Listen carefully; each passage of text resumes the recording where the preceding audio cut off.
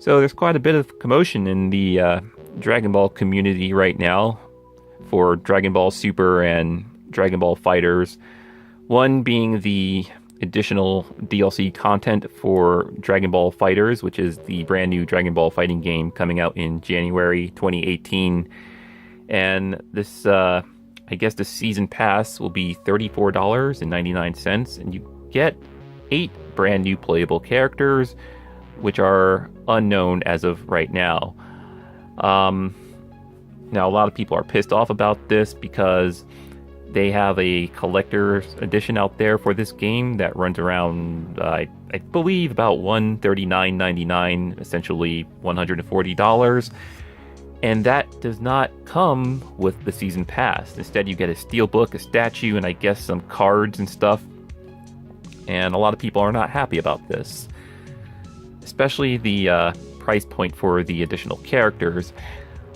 Now, since this is Arc System Works, or Bandai Namco's doing, I'm assuming is Arc System because they are the ones that are creating this game.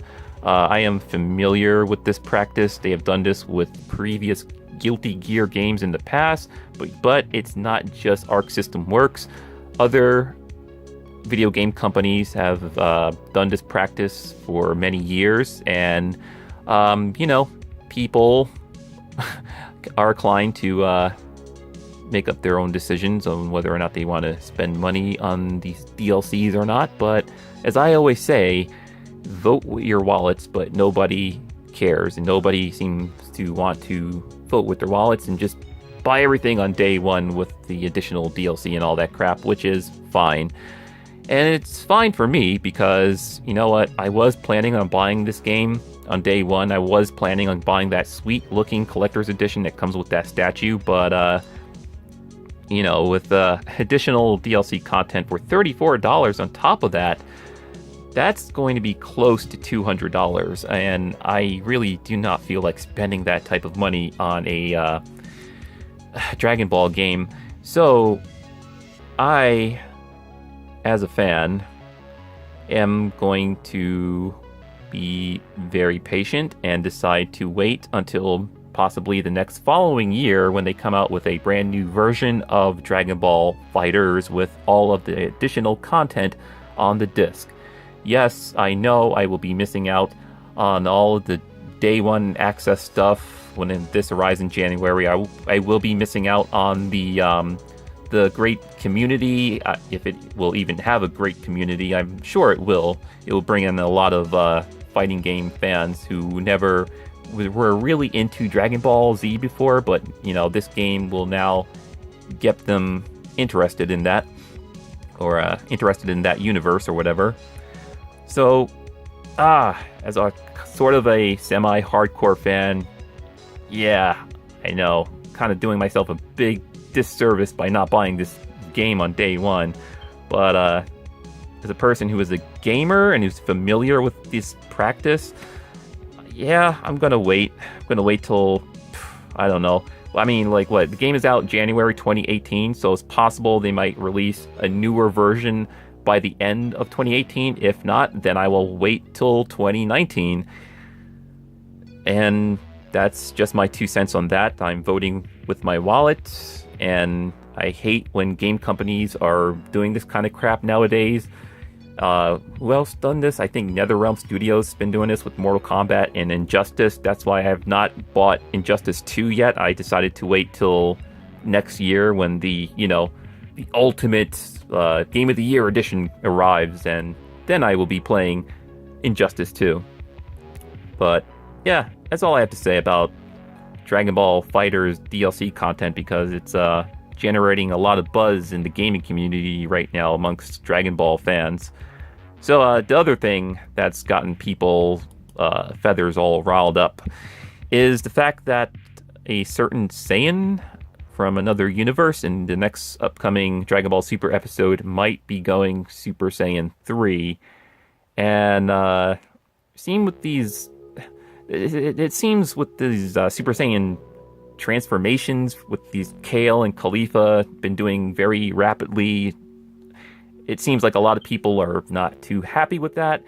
Me, I'm okay with this because they are Saiyans from a different universe, so maybe they are able to transform a lot quicker than the normal Saiyans from Universe 7. So I really don't have an issue with Kale, or not Kale, but Caulifla going Super Saiyan level 3. Now, if they happen to go Super Saiyan God or Super Saiyan Blue, then I might have an issue with that, because Goku and Vegeta had to train with Beerus and Whis to reach those heights of Super Saiyan transformations. They had to, well, actually, in Battle of the Gods, they did this whole thing where the other Saiyans had to give Goku their power and he became like Super Saiyan God, but then in Resurrection F and then in Dragon Ball Super, he was training with Beerus, Whis, and Vegeta, and they ascended and became Super Saiyan Blue. So if Kale and Caulifla become Super Saiyan Blue without training with the gods, then yeah, I might just be a little salty about that. Just a little salty about that. But there are fans out there that are willing to stop watching the show if Caulifla goes Super Saiyan 3. And yeah, I mean, I can kind of see where they're coming from. It's kind of a slap in the face to people who grew up with the original Dragon Ball and Dragon Ball Z, where it took the Saiyans a while to reach Super Saiyan. Well, except for maybe Goku. I mean, I don't know. Yeah, it did take a while for Goku to reach Super Saiyan, I guess, because he was fighting Frieza for a good while until he killed Krillin, and that allowed Goku to enter this sudden rage and just go into Super Saiyan mode, which was awesome. I will never forget that moment in Dragon Ball Z history. But yeah, that's my 2 cents on the whole Kale and Caulifla thing that a lot of people are angry about. I've seen this one YouTuber who's very popular who was like threatening to send Akira Toriyama death threats and just threatened to like smash stuff in his apartment room if Caulifla goes Super Saiyan 3. And I'm just like, man, why are people overreacting about this? Like, come on now. Like, if you don't like it and you want to stop watching the show, then hey, that's fine. But if you're going to throw a fit about it and start acting, I don't know, just start threatening objects or other people, then I don't know. What does that say about you? Also, there's a potential spoiler out there that they might end up doing a fusion between Kale and Caulifla. I don't know what I think about that yet. It depends how they are going to fuse. If there really is going to be any type of fusion, right now it's just all speculation amongst the fans out there. If there is a fusion, but if they fuse in a different way, because remember, they are from a different universe, so maybe they have a different type, maybe they have a different like routine or whatever for fusing together, then yeah, I might be okay with that and seeing like this giant half Kale, half Caulifla Super Saiyan. Maybe they might even go Super Saiyan level 3 in Berserker mode when they're fused, if there is a fusion. I don't know. But yeah, with the whole fusion thing, I don't know how I feel about that.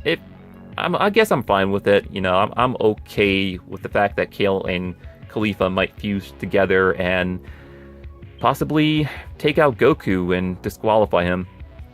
Or maybe not. Maybe Goku and Vegeta might work together and take on the new fused character. Who knows? It's all speculation. I don't know any potential thing that might happen in these upcoming episodes.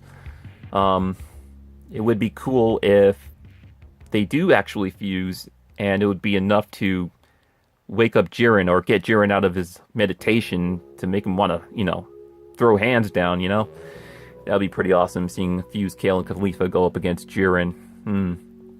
Or actually, I would not mind seeing them go up against Golden Frieza. That's a fight I would like to see. Seeing Golden Frieza go up against a fused Kale and Caulifla. That would be pretty dope.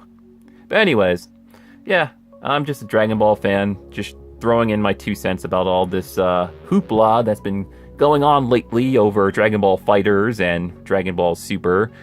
Yeah, I'm not going to stop watching the show like many other people are, just because Caulifla might go Super Saiyan 3. We don't even know she might go do that yet, but if she does, then fine, whatever. She's a Saiyan from a different universe. I get it. As for Dragon Ball Fighters, yeah, unfortunately, as much as I love Dragon Ball Z, and I've been buying tons of the video games, I have, stacks of, I have a bunch of the PS2 video games. I still have a few of my PS1 imported games, a bunch of PS3 games. Did I have any for PS4? Oh, right. Dragon Ball Xenoverse 2, I believe. I bought the collector's edition of that. That came with that sweet-looking Super Saiyan Goku statue. But yeah, I don't know. I'll just have to wait till late 2018 or 2019 for the Game of the Year edition and miss out on the